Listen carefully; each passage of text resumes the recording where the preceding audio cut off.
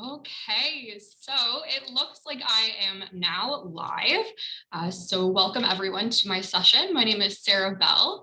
I'm going to just share my screen with you and then we can get started. Bear with me here.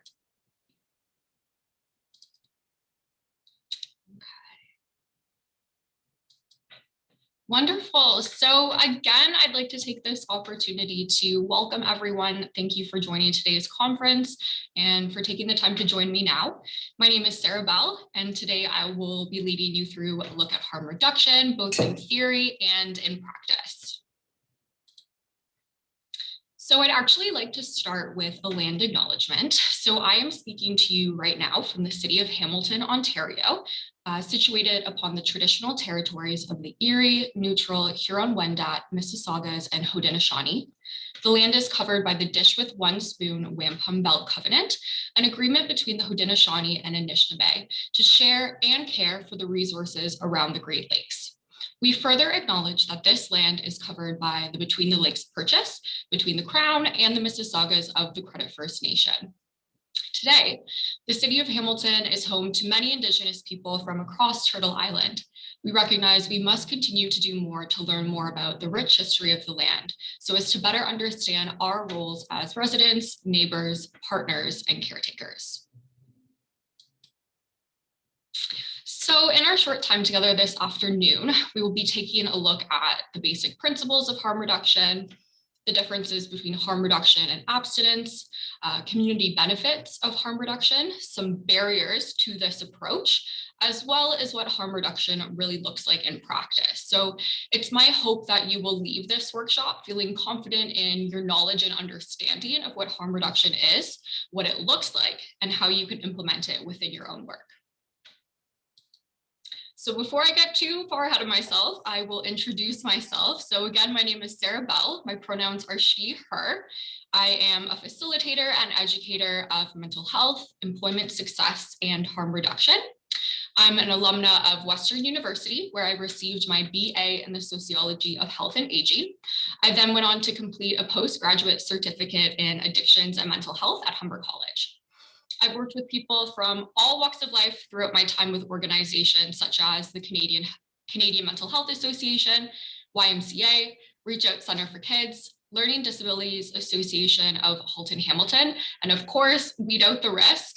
I've gained invaluable experience working with neurotypical and neurodivergent folks to provide substance use and mental health support. So with that, let's get started. So we're actually going to start off with a quick activity called the Circle of Trust. So in a moment, I will ask you to think of and write down, if you can, the names of 6 to 8 people in your life, excluding family members, who are within your inner circle or your circle of trust. Okay, so 6 to 8 people. For those of us in Ontario, 6 to 8 people, it might be hard to think of that many. Try your best. Okay, just give you a moment there. Perfect. So you've got your 6 to 8 people written down. And when you're ready, it will ask you to put a check mark beside each person that you share the following with: age, gender identity, race, religion, ethnicity or nationality, language, ability, professional background, educational background, and neighborhood. Okay, so one more time for you all. We have age, gender identity, race, religion, ethnicity or nationality, language, ability, professional background, educational background, and neighborhood. What do you notice about your list? So this activity really works to illustrate our affinity for those most like ourselves, those with whom we share similar identities. So The idea of behavior and identity in relation to social groups is the basis of social identity theory. The theory states that there are in-groups and there are out-groups.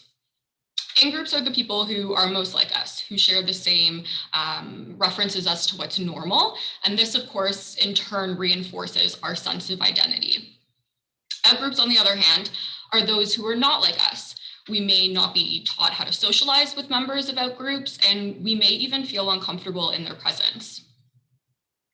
Why is that? It's because out-group behavior disrupts our sense and understanding of what's normal. So I would encourage you to, think about, what group are you a part of? What group are you a part of right now as a conference attendee? How about in your place of work? Further, I'd ask you to consider, how do you interact with those outside of your group?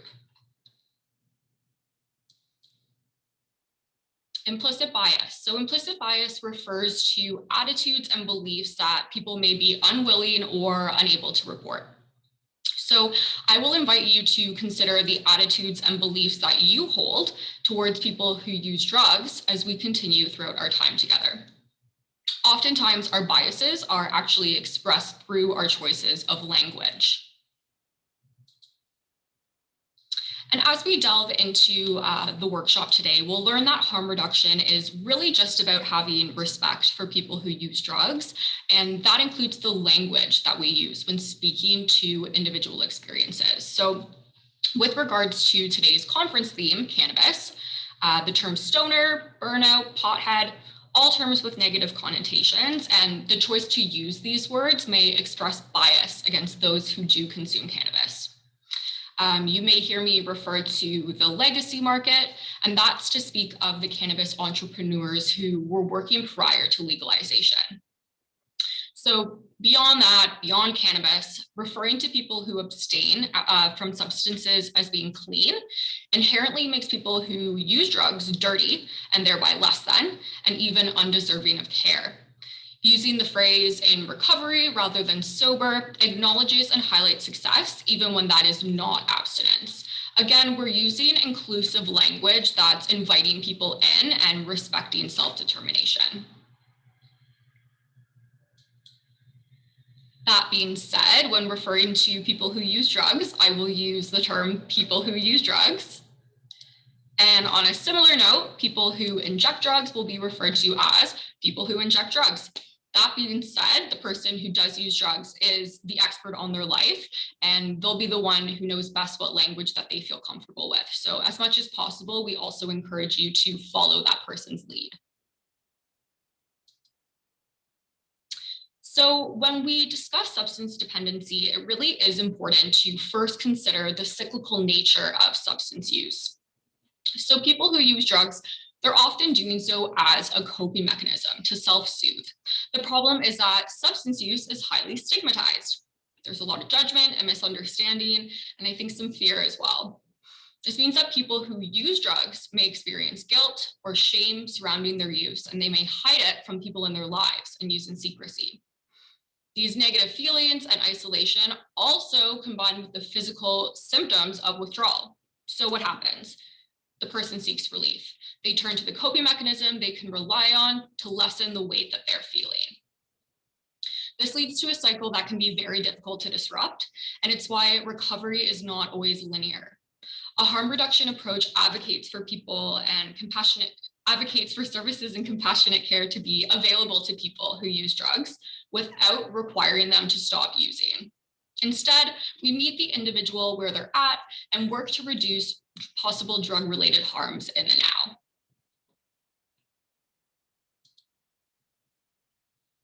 Okay, so harm reduction is really about social justice, prevention, and connection. A harm reduction approach means taking care of you no matter what. It's the idea of non-judgment and non-involvement, simply respecting the autonomy and lived experience of each individual, all while working to reduce possible drug-related harms. Harm reduction mandates that those accessing services have a direct voice in the development and delivery of the services themselves. The idea of nothing for us without us. Harm reduction also recognizes that substance use doesn't happen in a vacuum and seeks to address the larger context of social inequalities that lead to disproportionate rates of substance dependency. Okay, so CMHA, they actually they break down harm reduction into 3 principles. So the first is pragmatism. We know that people are already engaging in high-risk behaviors. People are going to use drugs. They're going to continue to do so. Taking a harm reduction approach means acknowledging that this is inevitable within society and that it's absolutely necessary to respond with public health measures to minimize potential drug-related harms. The second is humane values. Individual choice is considered and judgment is not placed on people who use drugs. The dignity of people who use drugs is respected because we recognize that those who use are exercising autonomy and those who don't use are exercising autonomy. We must respect people's choices, even when they're choices that we wouldn't necessarily make ourselves. And lastly, a focus on harms. So an individual's substance use is really secondary to the potential harms that may result from use. We're not necessarily concerning ourselves with the fact that somebody is using. We're more so concerned with the potential harms that an individual may face as a result of using.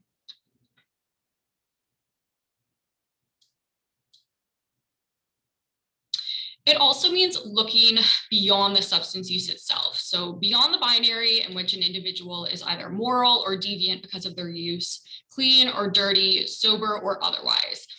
It means looking at the individual as a complex, multifaceted, whole being. A holistic harm reduction approach certainly acknowledges the role that technical and behavioral interventions play.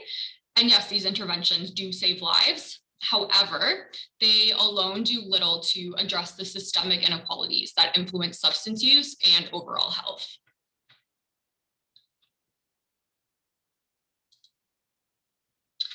The World Health Organization defines social determinants of health as the non-medical factors that influence health outcomes. So they're the conditions in which people are born, grow, work, live, and age, as well as those broader systems at play. Social determinants of health can be even more important than healthcare or lifestyle choices in influencing health outcomes. They include income, employment and job security, safe housing and neighborhood, education, food security, and access to quality healthcare services. Substance use and dependency are very much influenced by social determinants of health. They impact the likelihood that somebody will use substances, as well as their capacity to effectively cope with possible drug-related harms. This leads to groups such as Black and Indigenous people of color to be disproportionately impacted by drug-related harms. I'm gonna sneak in a drink of water here. So harm reduction calls for those who access services to have a direct voice in those services themselves. This means that programs really reflect the specific needs of a community. Harm reduction is community-based and often peer-led. This acts to empower those who use substances by recognizing users as the primary agents of their lives, and therefore the primary agents of their substance use and the primary agents of change. It also empowers people who use drugs to share information and resources amongst their community so that relevant and meaningful resources are reaching those who need them most.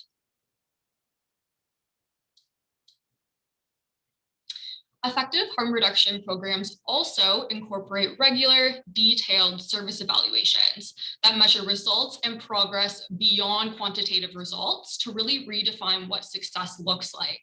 Evaluation should include a feedback component so that suggestions may be made for future delivery. When this happens, harm reduction principles and interventions lead to increased community capacity and resilience as members support each other, provide resources for each other, and really determine the services that will best serve them. Change really is in the hands of the community and people who use drugs. Now, there are certainly barriers to harm reduction, the primary being stigma. The stigma associated with substance use, again, lead many to conceal their use unbeknownst to those in their lives. The isolation presents as a barrier because it discourages the individual from seeking services for fear of judgment and disapproval. This in turn fuels that cycle of substance use we talked about, as folks feel shame and guilt about their use and opt for their coping mechanism. Often people who use drugs face discrimination within traditional medical institutions. They can be denied care or quality care because there's the assumption that they are substance seeking. These negative experiences may actually deter individuals from seeking primary or emergency care in the future and can lead to poorer health outcomes. Stigma also leads to the not in my backyard mentality, whereby mental health and substance use services are deemed as unsavory neighbors to area residents. This presents a barrier to access. Access to harm reduction services is also influenced by where an individual lives. A person who uses drugs who lives in Northern Ontario will likely have access to fewer pertinent resources than someone living in downtown Toronto.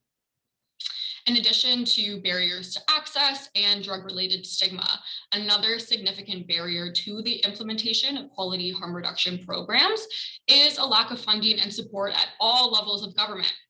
This being said, however, the federal government just proposed an additional $116 million over 2 years to Health Canada's substance use and addiction program to support innovative approaches to harm reduction, treatment, and prevention. So that's certainly good news. Okay, so we've talked a lot about the theory behind harm reduction. What does it actually look like in practice? What does harm reduction look like within an interaction? How can you best support an individual within a given moment? The National Harm Reduction Coalition, who are my favorite harm reduction resource, shared this wonderful infographic outlining 3 places to begin when reducing harm in a given moment. We first look at risk, mindset, and setting. So when assessing risk, we consider the following. What issue is being presented and what is the immediate harm? Are there other possible sources of harm that may be connected to the main issue? And are there multiple substances being used? When considering mindset, how is the individual acting? How are they feeling? What are they thinking? Are their basic needs being met? Are they simply trying to get well? And when considering setting, yes, we can explore, the physical environment, but who else is around? How are those nearby responding? And how is this person presenting? The risk mindset setting framework is a practical place to begin when considering how to best reduce harms in any given moment. These questions can open dialogue around someone's current state and may also be a helpful tool for de-escalation.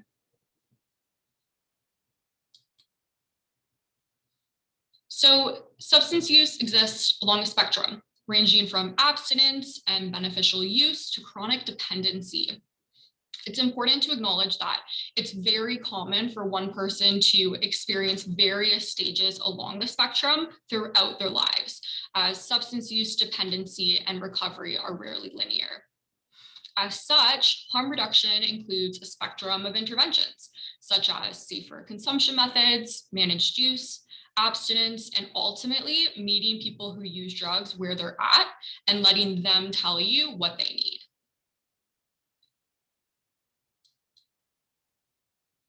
So harm reduction interventions can really be looked at through 3 levels. Through a macro lens, harm reduction is the philosophical and political movement focused on shifting power and resources to people most vulnerable to structural violence. So this is change on a societal level. This is the shift and call for social justice. Harm reduction through a meso lens looks at the approach and fundamental beliefs and how to provide the services and what they look like. It focuses on change within institutions, communities, and groups. It's really the framework, development, and mission statements of the harm reduction programs themselves. And finally, through the micro lens are the tools and services that reduce potential drug-related harm. So these micro level interventions focus on individuals and small groups to really the ground level, the front line. So this is interacting with people who use drugs, building those therapeutic alliances while providing them with services, support, and supplies. So what does it look like? Harm reduction can take many forms. It can look like a needle exchange program or a syringe access program, community outreach, supervised consumption sites, medication assisted treatment such as methadone, peer support programs. It can also look like sharing pronouns, employing trauma-informed staff or those with lived experience so that peer support may be offered. Ensuring that programs and services are continuously evaluated by those accessing the services, again, so that they have a direct voice in the structure and delivery of the programs themselves. Places of business may have gender inclusive washrooms and may opt to include syringe disposals within washrooms. Again, it's recognizing that people who use drugs are going to use drugs regardless of whether that syringe disposal is there or not. So how can we minimize harm? We want to ensure that we are building relationships with people and not their behaviors. Use their language, follow their lead. We are the experts of our own lives. So pay attention to the language people who use drugs use to refer to their experiences. Follow their lead and use their language where appropriate. We want to, again, redefine what success looks like. We want to celebrate wins beyond that quantitative data, beyond just abstinence. And we want to ensure that we're incorporating regular reflexivity, so both professionally and individually. How often are you considering your own biases? How often are feedback surveys distributed to service participants? And how often do you partake in professional development?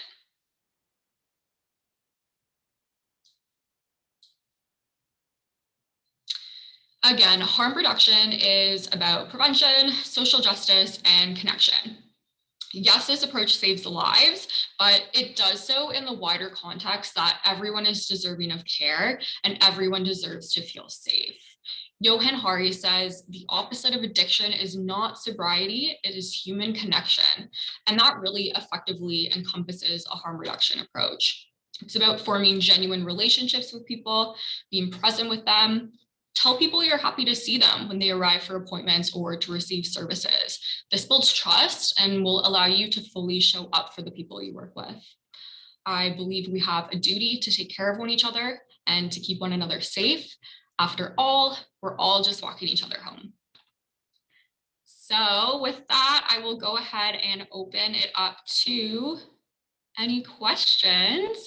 I believe you are able to just enter the questions into the live stream window. If you enter them into the Zoom chat, I won't be able to see them.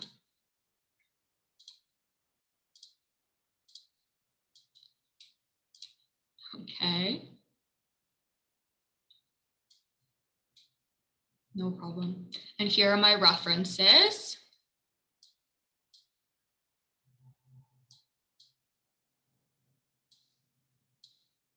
Perfect. And again, this is me. My name is Sarah Bell. Please feel free to connect with me on LinkedIn. My email address is here below, sarahbellumservices@gmail.com. I'm just really lucky that my name also happens to be a part of the brain. So feel free to connect with me if you have any questions regarding harm reduction or if you're interested in receiving any services in the future.